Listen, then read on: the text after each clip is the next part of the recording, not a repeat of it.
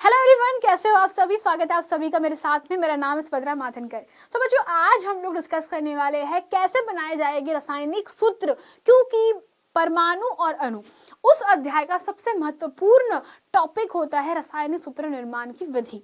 तो मैं आपको आज बहुत ही कम समय में, बहुत ही प्रिसाइजली, या हम बोल सकते हैं बहुत अच्छे तरीके से रासायनिक सूत्रों का निर्माण कैसे किया जाता है ये सिखाने वाली हूँ। आपको करना क्या है, पेन पेपर लेकर बैठ जाइए मेरे सामने। दूसरी चीज जो करनी है वो है याद करना है, नोट करना है, बस इतना करना है और प्रैक्टिस करनी है, फिर बाकी सब तो शॉर्ट हो जाएगा। तो तैयार सारे विद्यार्थी? तो शुरुआत करते हैं आपके पास में आज के सबसे पहले प्यारे से रासायनिक सूत्र निर्माण के ट्रिक्स एंड टिप्स के ऊपर। तो चलिए शुरुआत करते हैं सबसे पहले एक सिंपल सी छोटी सी ट्रिक। तो हमारे पास जो ट्रिक है वो ट्रिक क्या है, इस पे बता देती हूँ आप लोगों को। तो ट्रिक बहुत सिंपल सी है। माना कि, मैं यहाँ पे लिख देती हूँ क्योंकि बहुत सारे बच्चे कंफ्यूज रहते हैं। माना कि कोई भी परमाणु की संयोजकता m है। माना कि मेरे पास में दो अणु हैं। पहली चीज मैं समझाना चाहती हूँ बेटा, हमारे पास में अणु और आयन होते हैं। तो आयन के बारे में मैंने आपको एक्सप्लेनेशन दिया हुआ है। आपको पता है परमाणु क्या होता है, आपको पता होता है अणु क्या होता है। तो माना कि मेरे पास में कोई x तत्व है। मान लो कि कोई मेरे पास में कोई है। माना कि x तत्व की संयोजकता कितनी है बेटा, m मान लो या p मान लेते हैं, ठीक है।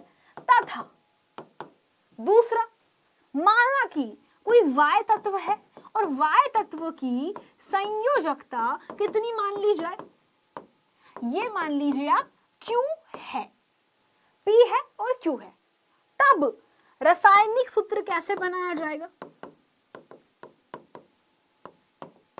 तब रासायनिक सूत्र बनाया जाता है बच्चा आयनों की मदद से। हाँ जी, रासायनिक सूत्र हमेशा जब भी हम बनाते हैं हम आयनों के मदद से बनाते हैं। यानी कि X तत्व की संयोजकता P होगी तो X तत्व का आयन क्या होगा, तो इसका जो आयन होगा वह होगा X की पावर प्लस P।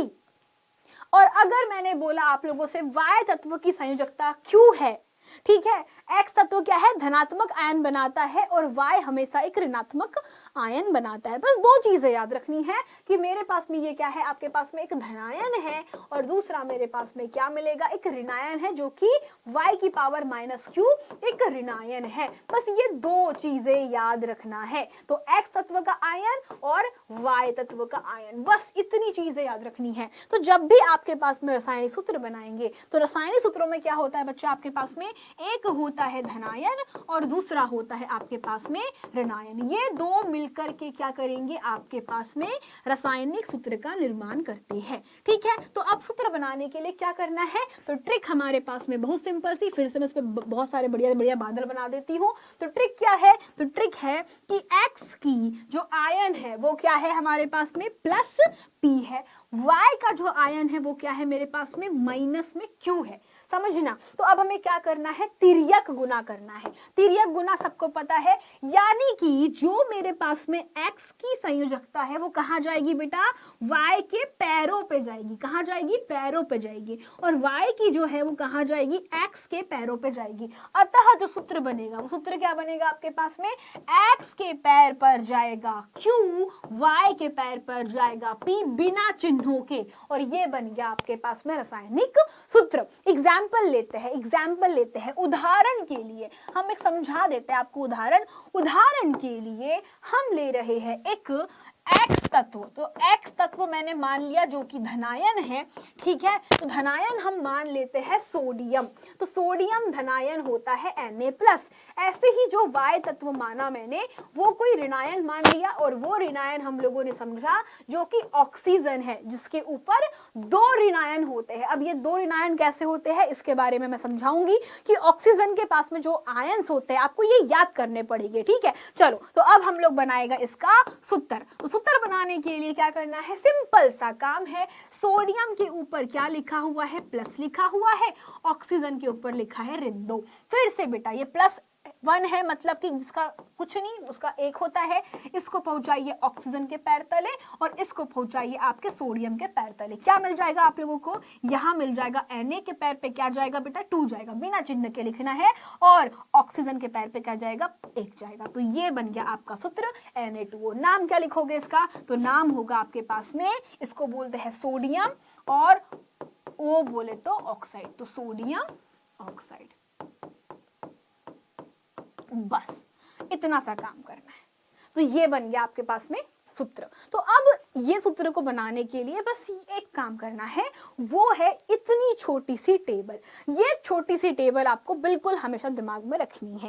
ये टेबल अगर आप लोगों को याद रहेगी तो आप कोई भी आयन बनाते हो, बस आपको एक धनायन पकड़ना है, एक ऋणायन पकड़ना है। तो मैं एक और एग्जांपल लेती हूँ, जैसे कि यहाँ पर लिखा है कॉपर धनायन। तो कॉपर धनायन के साथ में हम लोग कोई भी बहुपरमाणविक आयन के साथ में हम लोग क्या करवाते हैं, सूत्र बनाते हैं। तो बहुपरमाणुक आयन हम लोग ले लेते हैं यहाँ से, कॉपर के साथ में ले लेते हैं NO3, ठीक है। तो मेरे पास में क्या है बच्चा, कॉपर वो रहा, ये रहा आपके पास में नाइट्रेट, इसको हम लोग क्या बोलते हैं, इसका नाम होता है नाइट्रेट, और हमने क्या ले लिया है Cu। तो अब Cu भी 2 प्रकार के होते हैं, यहाँ पे Cu एक है, एक होता है Cu2+, कॉपर 2+ होता है, ठीक है।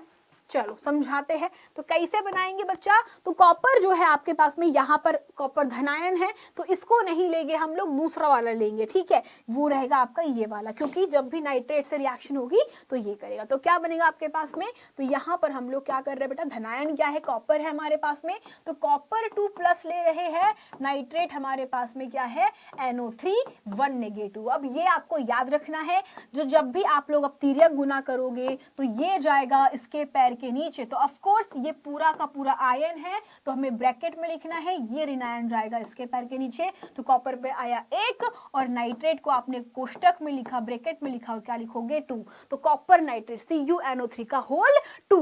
दूसरा एग्जांपल लेते हैं, दूसरा एग्जांपल कौन सा लेंगे, अब चलिए फिर से एक और एग्जांपल लेते हैं।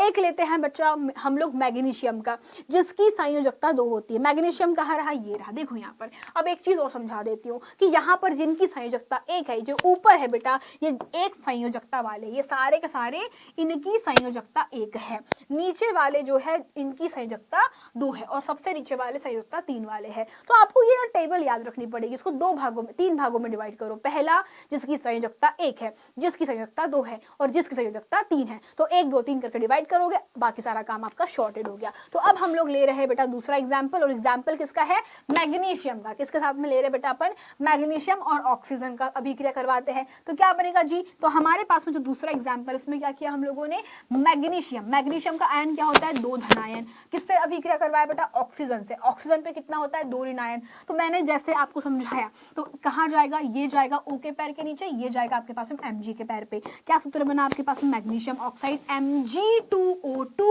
या बेटा इसका हमेशा याद रखना, हमें सरल सूत्र लिखना पड़ेगा। तो सरल सूत्र क्या हो जाएगा, इसका 2 का भाग लगा दीजिए, तो 2 का भाग लगाओगे तो आपको क्या मिल जाएगा MgO, तो ये इसका सरल सूत्र कहलाता है। क्या लिखोगे, MgO सरल सूत्र होता है। एक और एग्जांपल लेते हैं, एक और एग्जांपल लेते हैं बेटा आपके पास में कैल्शियम 2+, और दूसरा ले लेते हैं हम लोग हाइड्रोक्सी ऋणायन, ठीक है। ये आपको अब याद करने पड़ेंगे, ठीक है। ये कहा जाएगा, इसके पैर के नीचे जाएगा, ये कहा जाएगा, इसके पैर के नीचे। क्या लिखोगे इसको, इसका नाम होता है कैल्शियम, और इसका नाम क्या होता है बेटा आपके पास में हाइड्रोक्साइड, ठीक है। Calcium hydroxide. सूत्र कैसे बनाओगे, इसका सूत्र बनाओ, फिर से बनाओ। तो कैल्शियम के पैर पे जाएगा 1, हाइड्रोक्सी के पूरे आयन के पैर पे जाएगा आपके पास में 2, तो कैल्शियम हाइड्रोक्साइड। तो ये चीजें आपको ध्यान रखनी है। तो अब आपको बस करना क्या है, बस इतनी सी टेबल याद करनी है। टेबल में आपके पास में sodium, potassium, silver, copper ion दिए गए हैं, जिनके पास में संयोजकता 1 होती है और ये धनायन 1 बनाते हैं। यहाँ पर हाइड्रोजन हाइड्राइड, देखो यहाँ पे जब हम लोग हाइड्रोजन धनायन प्रयोग करते हैं तो हम हाइड्रोजन लिखते हैं, जब हाइड्रोजन को ऋणायन प्रयोग करते हैं तो हम यहाँ पे क्या लिखते हैं, हाइड्राइड लिखते हैं। क्लोराइड को लिखते हैं क्लोरीन के ऊपर ऋण, ब्रोमाइड को Br के ऊपर ऋण, आयोडाइड को I के ऊपर ऋण, ठीक है। फिर अमोनियम NH4 के ऊपर प्लस, हाइड्रोक्साइड OH के ऊपर नेगेटिव, नाइट्रेट NO3 के ऊपर नेगेटिव, हाइड्रोजन आपके पास में हो चुका है तो बेटा hydrogen carbonate HCO3 negative, carbonate CO3 के ऊपर 2 नेगेटिव, सल्फाइड SO3 के ऊपर 2 नेगेटिव, सल्फेट SO4 के ऊपर -2। तो ये बस आपको याद करना है, बाकी सब शॉर्टेड है, दैट्स इट। इतना कर लोगे आपका रासायनिक सूत्र बनाने की जो विधि है वो कंप्लीट हुई। थैंक यू सो मच बच्चों। अगर आप लोग मेरे साथ में होमवर्क करना चाहते हो तो होमवर्क के तौर पर आप लोगों को मैं देना चाहती हूँ बच्चों, मैं 5 आयन दे रही हूँ, इन पांचों के आपको रासायनिक सूत्र बना मिला के बताना है। पहला आपको दे रही हूँ बच्चा मैं सिल्वर, नाइट्रेट, ठीक है, पोटेशियम, ये हो गया आपके पास में। यहाँ पर आप लोग बताओगे ये HCO3, CO3, SO4 और यहाँ से क्लोरीन, हाइड्रोजन, ब्रोमीन, ठीक है, जिनके ऊपर मैंने गोले लगाए हैं इनके उपयोग से आप लोगों को मुझे एटलीस्ट 5 नहीं 10 मुझे सूत्र बना के दिखाओगे। जिनके ऊपर मैंने गोले लगाए हैं उनमें से आपको कोई 10 रासायनिक सूत्र बना के मुझे कमेंट सेक्शन में बताने हैं। एज ऑलवेज मैं आपको हमेशा बोलती हूँ कमेंट सेक्शन में देखती हूँ और मैं रिप्लाई देती हूँ। That's it for today, thank you so much. I hope आप लोगों को ये आज की क्लास या छोटी सा सेशन पसंद आया होगा। Thank you so much, bye bye, tata, see and take care.